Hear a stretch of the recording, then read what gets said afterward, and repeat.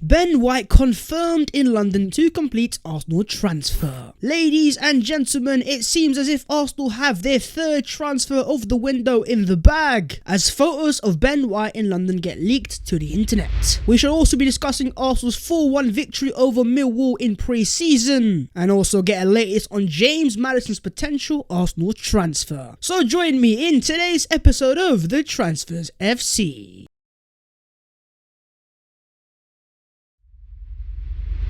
Yo, what is going on, guys? My name is Babs14 and welcome back to your boys channel. As per, I'd massively appreciate if you guys can go down there and show some support by smashing a like on the video, and while you are down there, please do consider subscribing to the boys channel, because we are now less than 1,000 away from the big 50k. Oh my god, you'll love to see it. But let's get straight into a certain Benjamin White and talk about his Arsenal transfer. Of course, your boy had to apologize to you guys only a few days ago, as I got clickbaited by photos of Ben White in an airport. But today that is not the case, because we have some fresh photos of Ben White confirmed in London. And as you guys can see, here is an Instagram story which adds Ben White and one of his mates, and it was First Luxury Group, and it even has the location as Signature Flight Support in London. Ben White himself can be seen in the guy with a hat walking towards the car, and that car specifically, my friends, let's keep a little eye on, because if I am right in saying, is this not the same car that Arsenal normally transfer their signings from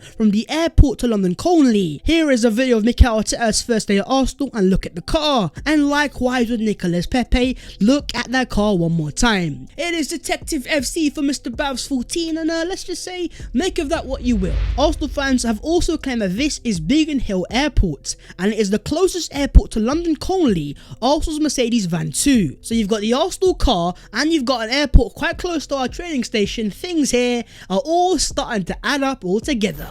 And it goes with Sky Sports News' report from the July 16th that Ben White was expected to return from holiday on July 26th, and he will have his medical at Arsenal after his holidays. Now, in terms of Ben White's holiday, he was in Ibiza, and while previously that was on the green list, and that's why so many footballers went to there as their holiday destination, since then the UK have confirmed that this is now on the amber list, meaning Ben White might have to quarantine unless, my friends, he has been double jabbed by the vaccine in the first place. Then the player has the all clear to go straight into Arsenal training ground, complete his medical, and get all the videos and announcements sorted, and then he can head over to the Arsenal first team and join our pre-season tour, which of course is remaining in the UK after we pulled out of the America tour. Regardless, mi amigos, Ben White is going to be an Arsenal player. It is confirmed. We've got the here we goes. It's happening. Ben White, welcome to Arsenal. And I personally believe that we are going to get an official announcement from Arsenal themselves later on this week. But I'm sure up until that point, the Arsenal FBI agents will stay tuned and will look around for any new information, so stay tuned on your boys channel. Forget Transfers FC, this is Detective FC now. Moving on to Tammy Abraham, today Mark Owen claims that Arsenal want to offload Alexandre Lacazette in a £15 million transfer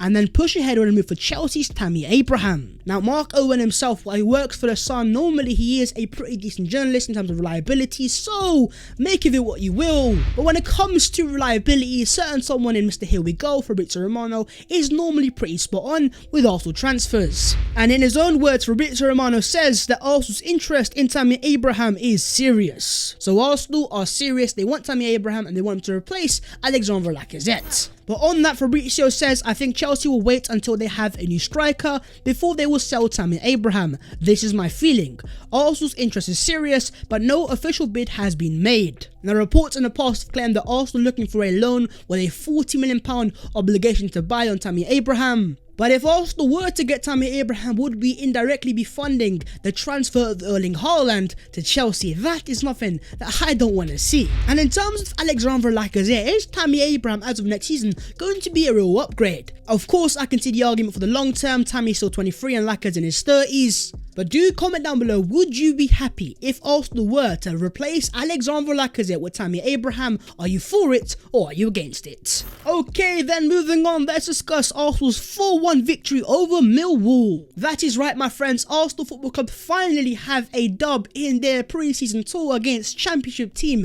Millwall. But a dub is a dub and your boy is taking it. as Arsenal today beat Millwall 4-1 at London Colney this afternoon with goals from Callum Chambers, Alex Lacazette, Nicolas Pepe and Folarin Balogun. Yes, we might have not kept a clean sheet, but But if you watch the game itself, you can see that Arsenal were pretty impressive in this game. In terms of our starting lineup for the game, Arsenal went with Okonkwo, Chambers, Holding, Mari, Tierney, Partey, El Neni, Pepe, Smith-Rowe, Nketiah, and Pierre-Emerick Aubameyang. And there are a few players that your boy wants to highlight. Let's start off with man like Callum Chambers, who started off as Arsenal's right back.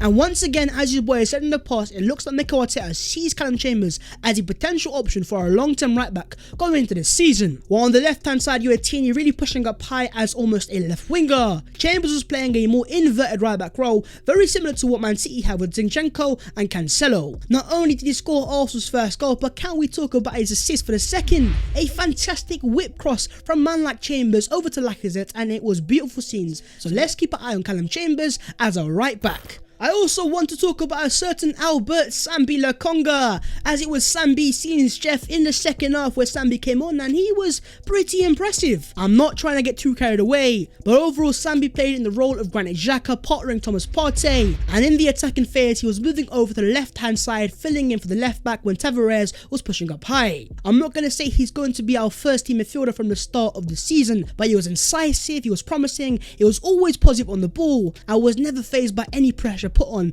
by the Millwall players. But what are your thoughts on Albert Sambi Lokonga's first Arsenal game, and rate his performance out of 10 down below in the comments. I also want to touch on a certain Nicolas Pepe Dinho.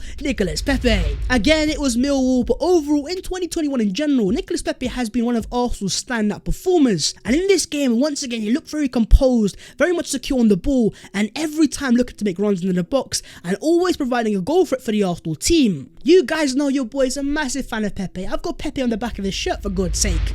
And so going into the season, I do have a personal good feeling about Nicolas Pepe. But let's discuss Nicolas Pepe down below in the comments and let me know how many goals and assists do you think Pepe is going to get this season. And moving on to the other Arsenal news today. First things first, let's talk James, let's talk James, let's talk a certain James Maddison. We have got some more sports from freelance sports journalist Pete O'Rourke. And he says that I think Arsenal are getting encouraging signs that something could be done with James Maddison. I think Maddison is coming around to the idea of moving from Leicester to Arsenal, and there's real encouraging signs there. James Maddison is tempted by Arsenal's move, and rightly so. Forgetting about the number 10 shirt, the numbers that matter the most are the numbers on the contracts. And on that, the AFC Bells confirmed in the past that Arsenal have put forward a £200,000 a week contract to James Maddison, doubling his current contract at Leicester City. Pete also says, I was told last summer he was on Arsenal's list, but they just knew then it would be too hard to do. They are also trying to be inventive in the transfer market and come up with solutions to get this deal done. In terms of being inventive and creative, that Arsenal will have to be, because if we don't want to spend the 60 to 70 million pounds on Maddison, Arsenal could look to get a Willock or a Maitland-Niles in a deal to Leicester. If they accept, it's down to Leicester City. As confirmed in the past by the likes of BBC Sport in the UK, Leicester have interest in Ainsley Maitland-Niles, and if they want to replace Maddison with another attacking midfielder, then we give you a certain Joseph Willock. He's a baller, he's young, he's got great potential, and you can take him away. As long as we get a certain James, we're good. On Maddison's transfer, David Ornstein says, there has been rumours about James Maddison. That's not one I can see developing. I think this would be a huge stretch of Arsenal's finances, and I'm not sure it's realistic, especially with Smith-Rowe signing a new contract. So David Ornstein's kind of put a bit of water onto the fire, saying this is looking unlikely, and as reliable as Ornstein normally is. He's also said similar things in the past about a certain Nicolas Pepe, saying that Arsenal do not have the finances to afford him. But then you guys know the rest. In 2019, Nicolas Pepe was holding the mighty Arsenal shirt. However, saying that Ornstein has also said Smith-Rowe now is rightly the priority at 10, so while Arsenal are still looking to recruit in the area to compete and support with him, I'm not sure they'll go the level required to sign Maddison. Didn't say they don't have the money. So Ornstein saying that we have the facilities, but do Arsenal want to spend that money with so many other priorities? But you know what, in the AFC Bell your boy trusts, and as they've confirmed Maddison is Arsenal's priority, I am going to rely upon the reliable AFC Bell. But what do you guys think, and do you think that Arsenal can sign James Maddison this summer? Is it happening or is it not? On a certain Aaron Ramsdale, Ornstein says, I think Sheffield United want around £30 million. There was quite a bit of reluctance from Arsenal's perspective to stretch that far. However, he is clearly the #1 goalkeeping target. I think this would be to compete with Leno. If Arsenal do spend around 25 to 30 million pounds on a backup goalkeeper to compete with Bernd Leno, and that being a Ramsdale, I've got nothing against the player, but goodness gracious me, Arsenal, what are you even thinking here? What is it about this player that so many people in football are so willing to spend so much money on this player? Keeping it on the goalkeepers, as you can see, Bernd Leno says the face you make when you're back in training. Smiles on the face of man like Bernd, who's back in training for the Arsenal, is things you love to see, and it looks like Bernd Leno is going to stay at Arsenal for the season. But do comment down below your thoughts on Bernd Leno being Arsenal's #1 goalkeeper going into the season. For it, or are you against it? And if so, what other keeper do you have in mind? The Gunner blog of The Athletic has confirmed that Arsenal have signed highly rated 18-year-old striker Mika Bayrath. He finished last season with 21 goals in 21 games for Fulham's under-18s, plus 13 assists, and he adds to Arsenal's collection of promising young forwards. Welcome to Arsenal, Mr. Mika, and in terms of this, I think what it confirms is that Folarin Balogun indeed is going to be part of Arsenal's first team this season, and this is the player that's going to replace him in the Arsenal Academy. And on Mr. Folarin himself, of course, he scored a goal today. So your boy is personally looking forward to see Folarin Balogun get a chance in the Arsenal first team this season. I see the potential, I see the quality,